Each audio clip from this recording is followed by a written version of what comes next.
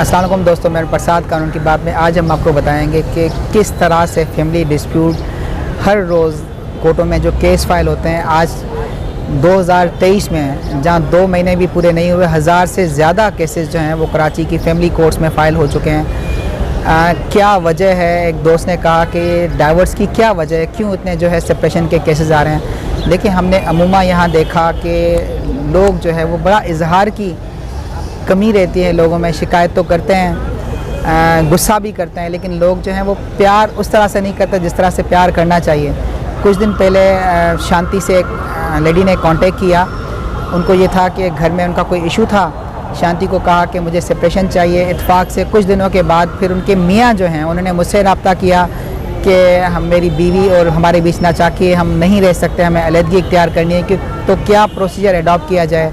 क्या हिंदू मैरिज में, वो क्लाइंट हमारे हिंदू कम्युनिटी से थे, तो उन्होंने ये जानना चाहा कि क्या हिंदुओं में तलाक, खुला या सेपरेशन किस तरह से होती है, और फिर क्या हम कोर्ट में आएँ या बाहमी रजामंदी से भी कोई प्रोसीजर अडॉप्ट कर सकते हैं। तो हमने कुछ दिन पहले उनको अपनी ऑफ़िस बुलाया। ऑफ़िस बुलाने के बाद जब मियाँ बीवी आए तो हमने उनसे वजह जाननी चाहिए कि अलहदगी की क्या वजह है। तो बीवी ने बात करना शुरू की, बहुत ज़्यादा उसने शिकायतें की अपनी मियाँ के लिए कि ये इशू।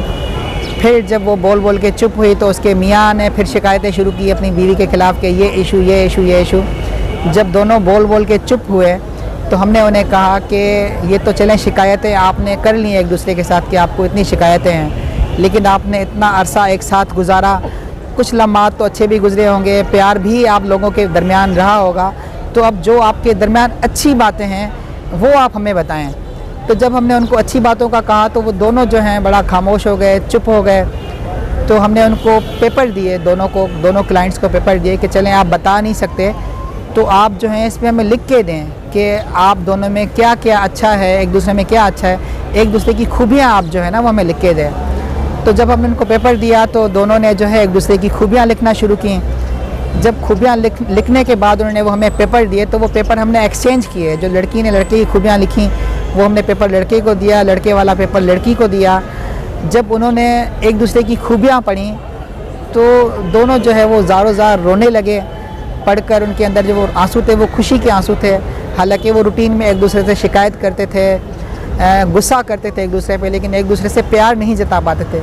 ये भी एक बहुत बड़ी वजह है कि हम जिन लोगों से सच में प्यार करते हैं उनसे प्यार का इजहार नहीं कर पाते। हमें प्यार का इजहार करना नहीं आता।